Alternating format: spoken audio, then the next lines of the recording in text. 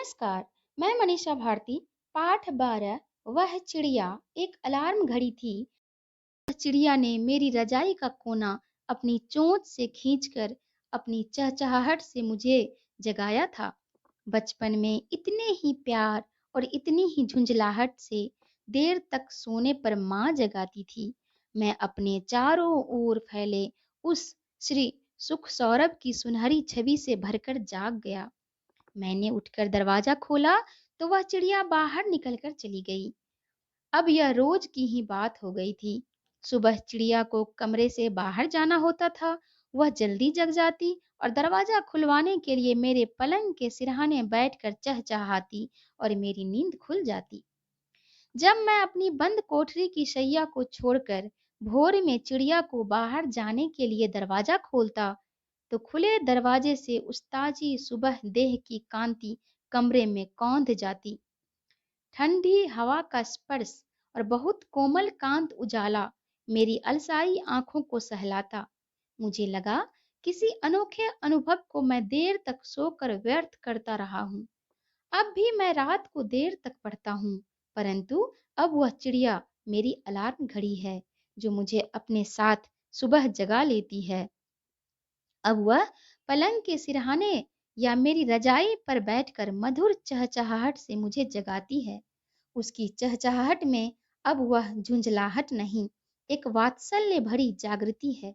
यह किसी घड़ी की यांत्रिक ध्वनि नहीं, अपनेपन से भरी पुकार है जो मुझे आसमान से उतरती हुई प्रातः काल की सुमंगल घड़ी में पुकारती है।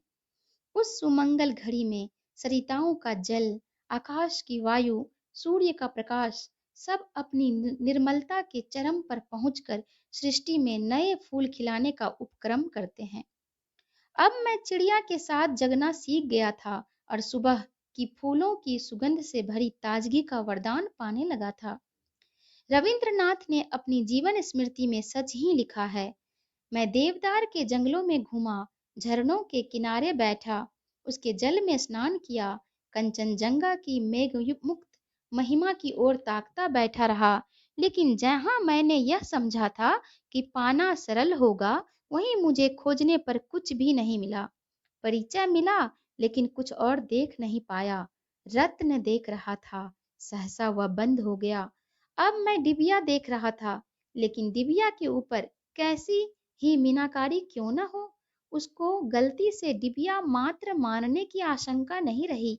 सच है, एक बार रत्न दिख गया तो फिर भले ही डिबिया बंद हो जाए, पर उस डिबिया में रत्न है, यह अनुभूति नहीं जानी चाहिए। रविंद्रनाथ की इन पंक्तियों में डिबिया की मीनाकारी का भी जो उल्लेख है, वह महत्वपूर्ण है। उस चिड़िया ने डिबिया खोलकर मुझे भी उषा सुंदरी के रत्न दिखा दिए थे। उसका यह उपकार मैं भला कैसे भूलता। दरवाजा खोलते ही चिड़िया चहचहाती हुई बाहर जाती, मानो मुझे कहती हुई जा रही हो कि देखो, यह मीनाकारी वाली सुंदर डिबिया खुल रही है, फिर यह बंद हो जाएगी। फिर तो दिन भर मीनाकारी से सजी डिबिया ही दिखाई देगी, इसके रत्न नहीं दिखेंगे। मैं उस वात्सल्यमयी चिड़िया के उस उपकार को बहुत कृतज्ञता से महसूस करता हूँ। उसने मुझे उस घड़ी जगना सिखाया जब धरती ओस के मोती बिखराकर हर नए खिल रहे फूल का अभिनंदन कर रही होती है। जब धरती ओस की मोती बिखराकर हर नए खिल रहे फूल का अभिनंदन कर रही होती है। धन्यवाद।